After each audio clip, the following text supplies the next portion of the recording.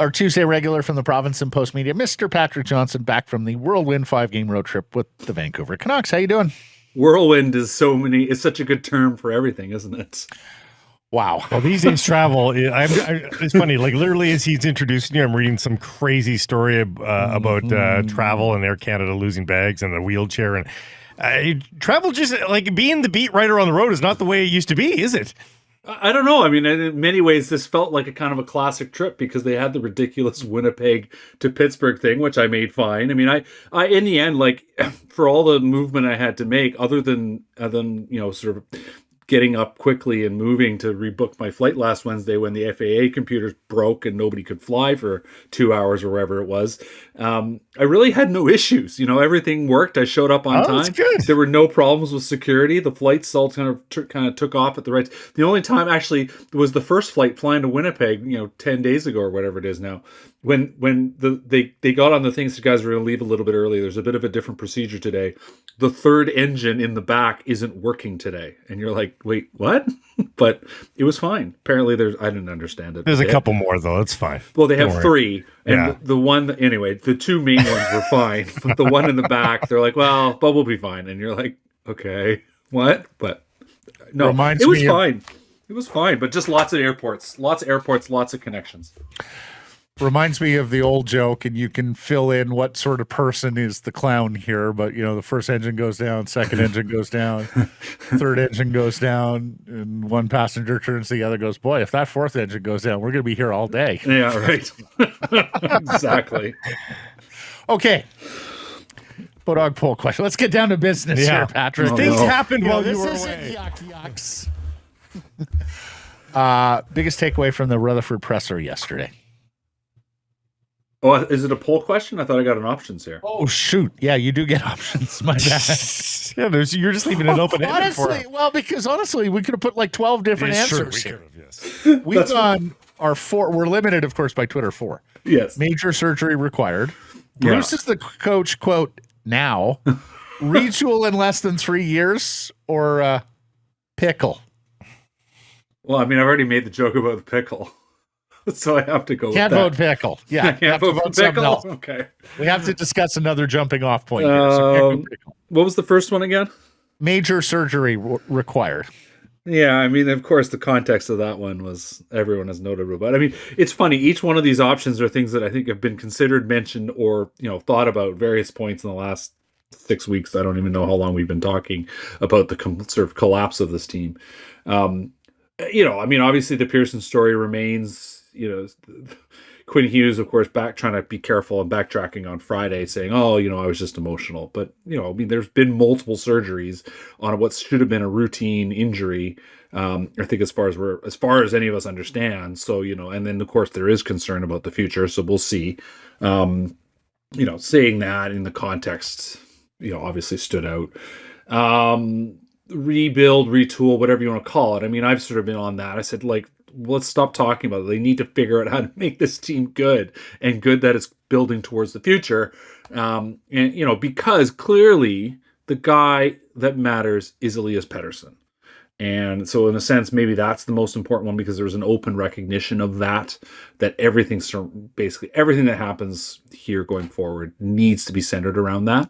I think, and that's to me is just that. I think that probably now I've talked myself into it. That is the way to go because I think that at least they're publicly acknowledging it. I think I'm not the only person to say that. At least give Rutherford some credit here. At least he talked openly about what he's facing and what they've run into that they've nodded towards. But the fact that they have tried to make some trades, they have tried to shift things around, it hasn't worked.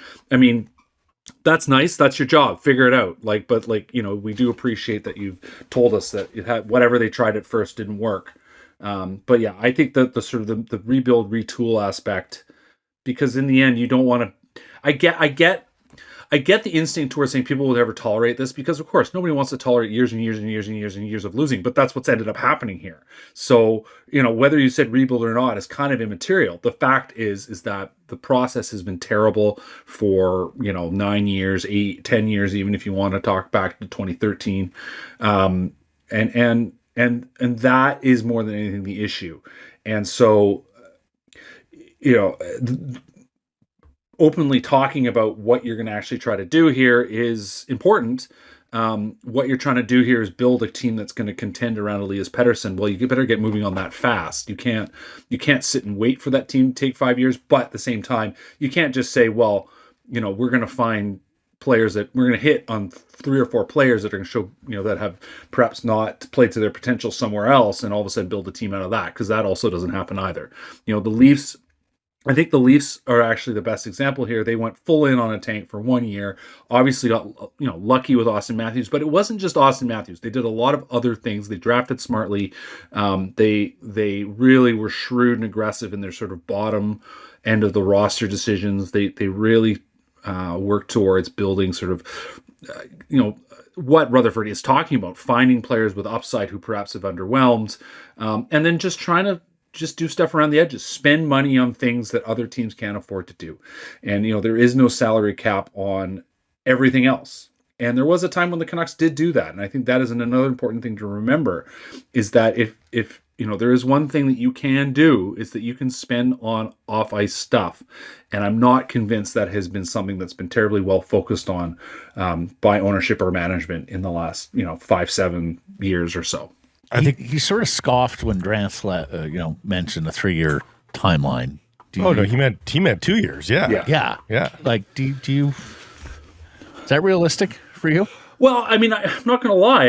I have had smart people I talk to say you can make this team a contender in 2 years, but it requires some really aggressive moves. It requires trading Horvat. It requires trading Miller. It requires basically sending Ekman Larson to Robidoux Island. You're letting the Myers deal just expire next year. There are some very aggressive short-term moves, because you're going to play into the fact that you can get yourself, a bunch of first-round picks. And first-round picks, some of the later ones take longer, but sometimes you can, often you can get these guys into the NHL within 2 years. I mean, Elias Pettersson was in the NHL a year after he was drafted, right? Like, these things can happen. But you need to find those guys, and Pettersson's the guy you build around. You've got Hughes, I suppose, in this mix as well, obviously. But it is everything else. You need another strong young center. You need more defensemen. That's not a new story here. It can be done. It's hard, but it could be done, and I get it. I mean, like I said, there's people that I respect, have a lot of respect for in the game, who say, no, you can do it in 2 years, but it's going to take a lot. It will actually take major surgery. You can do it, but I'm not sure it lines up with quite the way that Jim Rutherford identified it yesterday, which was, saying, well, we got to hang on to some of these veterans, because what else are you going to do? And it's like, well, you find the young versions of them, and it's obviously hard. And in a league that's capped out, it's even harder, but you got to try. The disappointing thing for me is that it just feels familiar. Like you could change the last name, and it's the guy from before. I mean, I think we've all had the experience of people outside the market texting us going, hey, what is going on in Vancouver? And yesterday on, sports radio in Toronto, Kyprios is saying their management team's a joke.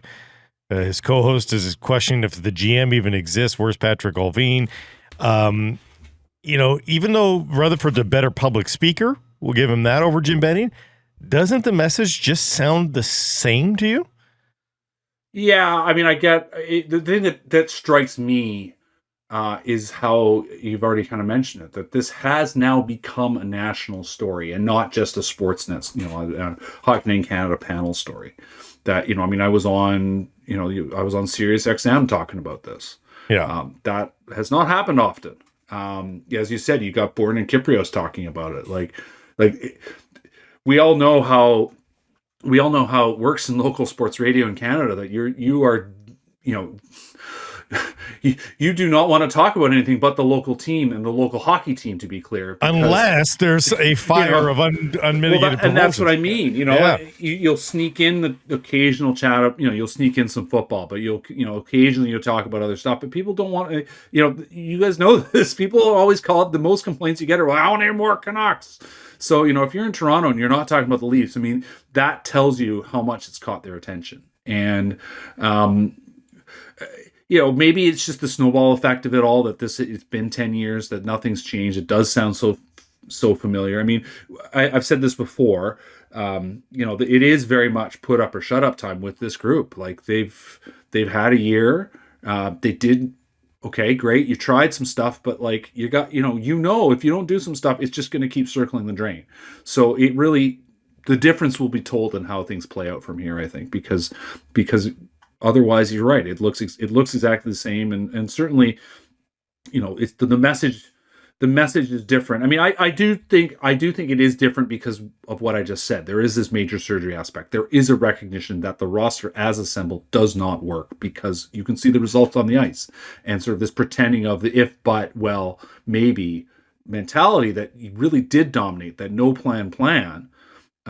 Let's not forget that was constantly it. They constantly kept doubling down on their roster, saying, well, we're going to have internal growth, and so and so was hurt, and that's something that that Rutherford has never ever leaned on is the idea, well, we got hurt and so our plan didn't really work, and that, which was so often the Benning story. And so I still sort of look at that and say, okay, we're not, the sky isn't falling in terms of how the message is being delivered, but certainly in terms of the results, things have remained terrible and nothing has changed.